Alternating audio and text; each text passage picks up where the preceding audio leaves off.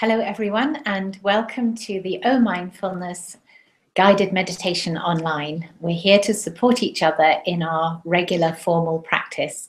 So thank you for being here. The support of a group really helps, and many of us know that mindfulness brings benefits, and it only works for us if we put in some time sitting and focusing and being kind with ourselves. So that's what mindfulness is. It's being here and being here kindly.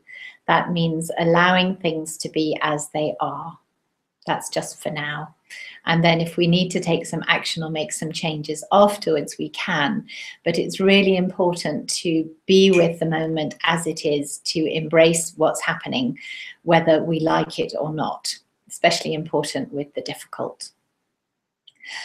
So today we'll share a 10-minute mindfulness of the breath, and then I'll say a few words on dealing with failure or apparent failure.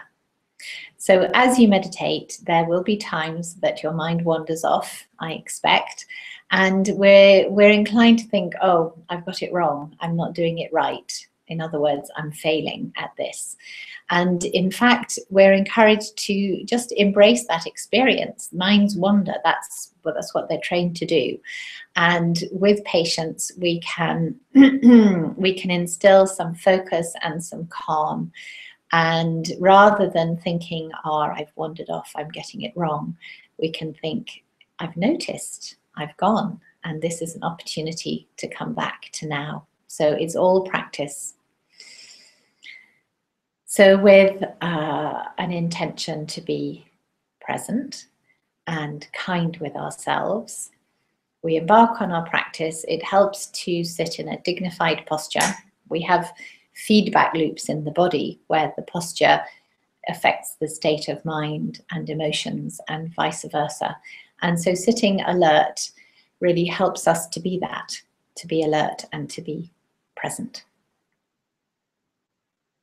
So when we're ready, closing our eyes for 10 minutes, mindfulness of the breath.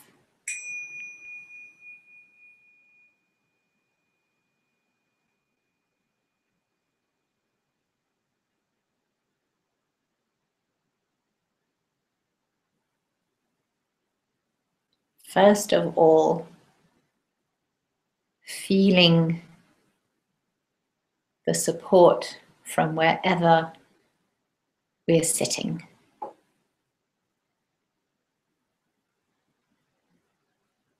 Whether it's a cushion or a chair.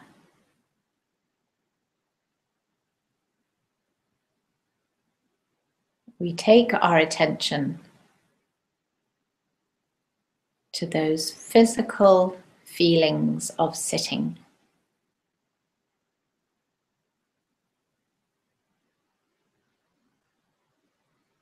This helps us to be in the body,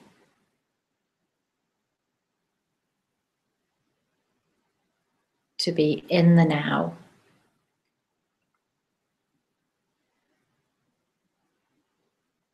What can we feel? Warmth, touch, tingling.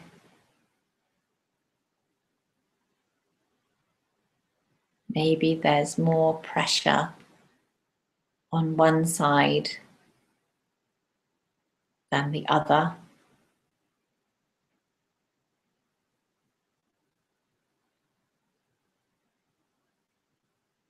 Maybe things change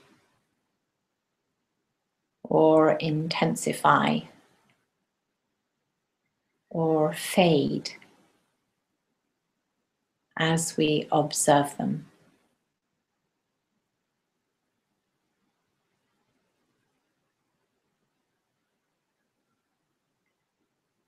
Our intention is to notice the physical sensations of sitting.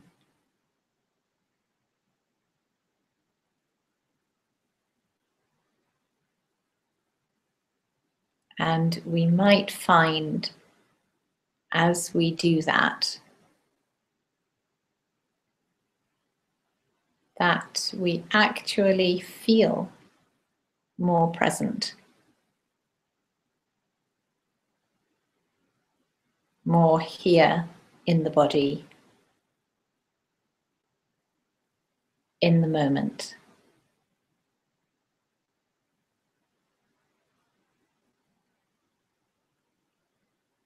So with another scan through, we notice those feelings of sitting.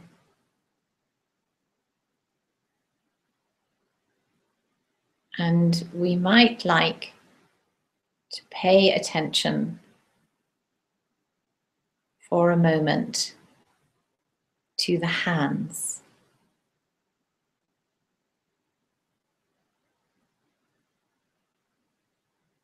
Can we feel those in the same way?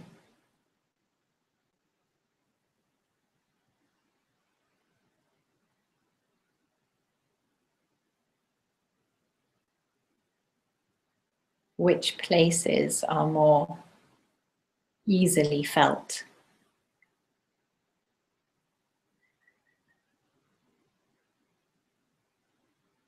Connecting with the hands,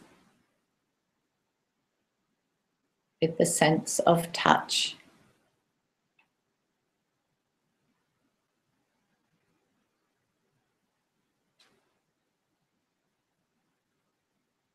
Just feeling our hands and not worrying if the mind wanders.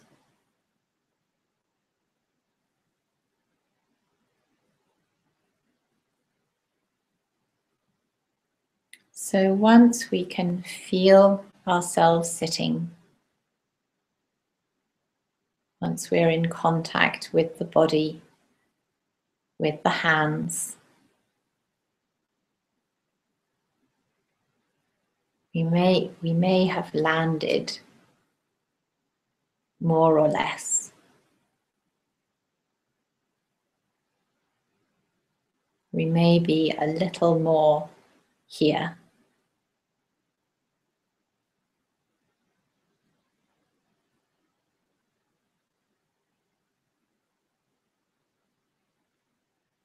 And then we invite our attention to the breath.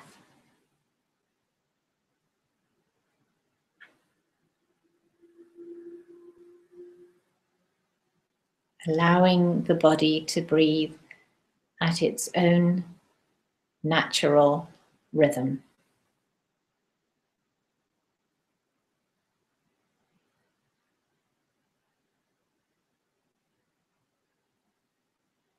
And taking the position of the witness.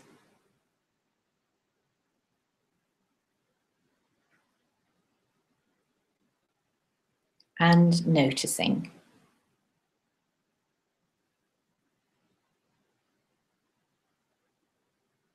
The stretch, the letting go,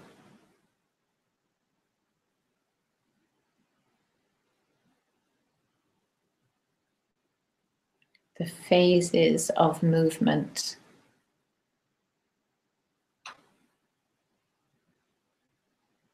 the pauses in between.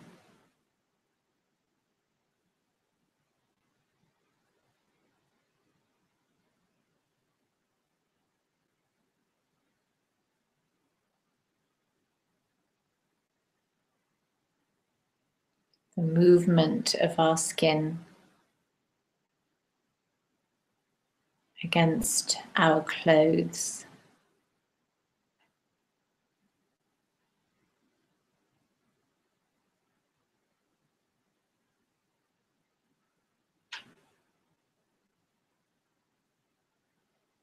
The caress of air passing in the nostrils.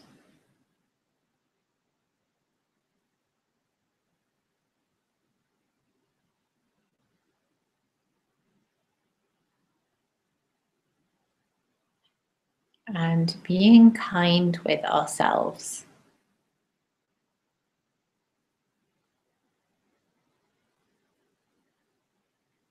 Noticing if the critical mind jumps in.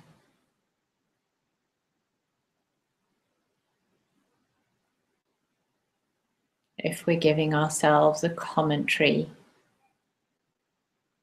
or making comparisons with how we would like things to be,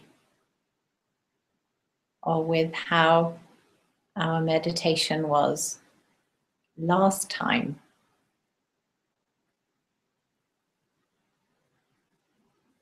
And softening into our kindly practice,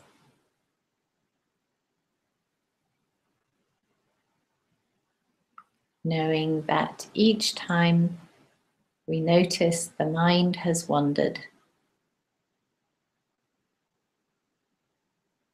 we haven't failed by straying from the path. We have noticed. We've come back to the now, back to the breath. And each time develops our mastery.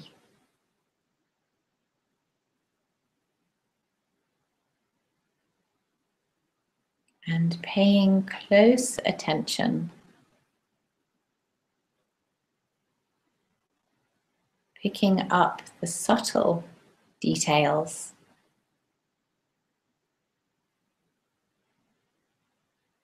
the ribs moving, the abdomen expanding,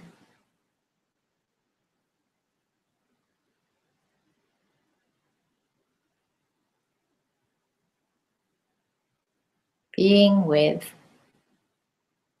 the physical feelings of breathing.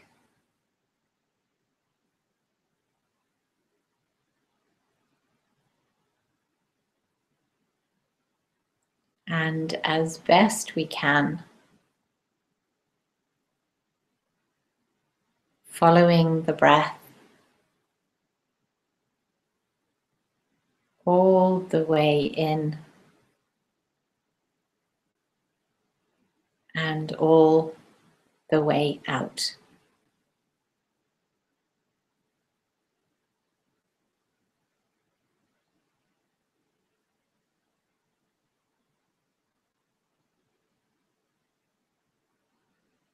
Being with the physical sensations,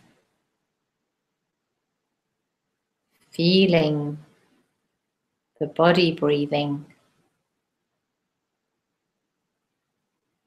rather than thinking about it.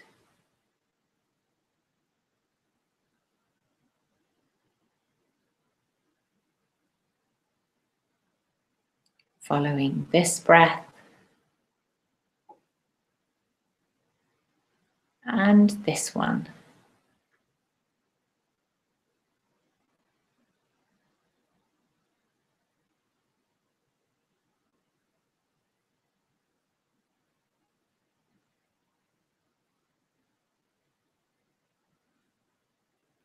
Connecting in this way with our senses.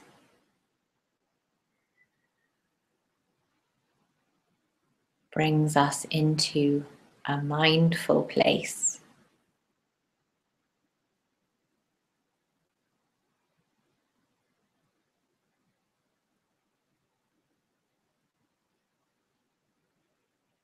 We start to see the world as a friendly place.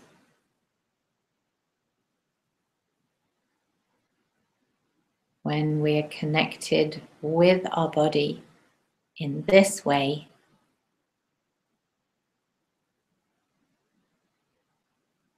we tend to see opportunities and solutions just by feeling this breath, this rise and fall, cooler air flowing in,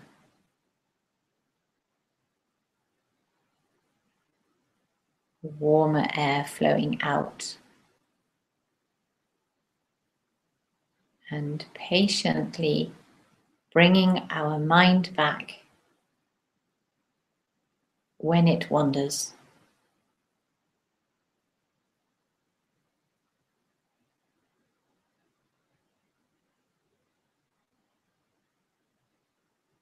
And paying close attention for the last few breaths.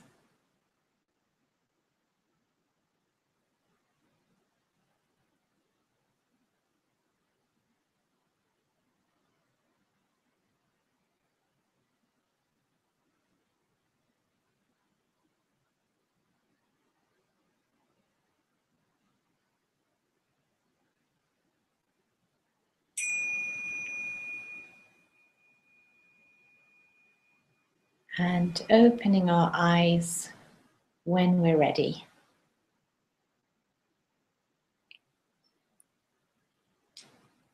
Having a little stretch or a yawn. I've just realized you can see a reflection of the yurt in the window. That's the yurt for camping in my garden by the river. A lovely place to be mindful. So a few words on apparent failure. When we practice, as I said earlier, it's normal that the mind wanders, and we tend to think that we're not doing it right and we're not meditating perfectly. And yes, if we're off on a daydream for the whole 10 minutes, then that's not really mindfulness. But the moment we notice that we're on a daydream, that is mindfulness. And so each time we come back, and we come back to the now kindly, we haven't failed because we've wandered off, we've succeeded because we've noticed and we've come back. And when we do that over and over, and there are dozens and hundreds of times, thousands of times we bring our mind back over the years, then we develop our capacity to stay present and to be here, to be where we want to be. And so there we are, we're gently and kindly using our attention to train our mind to come back to the now. And as we do that, the brain actually changes shape. There are new neurons growing in the right places, and that increases our capacity for being present. And when we are present, as I said in the meditation, we see the world as a friendly place. We're more able to learn. We are more easily brought to amusement and joy. So another angle on failure can be the fear that arises when we decide to embark on a regular program of meditation. If we say, yes, I'm really going to make this engagement with myself and I'm going to practice regularly, when we do that, we've set ourselves up for possibly feeling that we failed if we don't keep up a regular practice. So if we never make that commitment and we say, oh yes, I'll practice from time to time, then there's no fear of failing. But if we say, yes, I want to be a regular meditator, then we're hesitant to make that commitment because we think if we don't do it, perhaps we failed. And once we have that feeling of, oh, I didn't do it today, then often we don't do it tomorrow or the next day because we're feeling those negative feelings. So if we find that we're keen to do our practice and we let a few days slip, then be curious with how that feels. Explore that possible feeling of failure. Be interested in your what you discover through that feeling of not doing what you set out to do. And that is a mindfulness practice in itself. And if you're kind with yourself for not doing your practice, then it's more likely that that afternoon or the next day, you'll find the time to sit and practice. And so if we're dealing with a sense of so-called failure, kindly and with mindfulness, then it doesn't take a hold, and we don't see ourselves as a person who fails. We see ourselves who's mastering and noticing and being curious, and using every opportunity to know more and explore with mindfulness. So be kind with yourselves in your practice, and I wish you a week with regular sitting. And if you don't, then be really kind with yourself, explore any feelings of disappointment, and I'm sure that you'll soon be back on the cushion. Thank you for being here, and I look forward to seeing you again for another mindfulness session online very soon. If you'd like to take an 8-week course, we have new courses starting in October in Cannes and in Beausoleil. So please see the website for details. And there are free introductory sessions open to everyone. And old students, please come back for a very small contribution. It would be lovely to have you as a refresher. OMindfulness.com. Thanks for being here.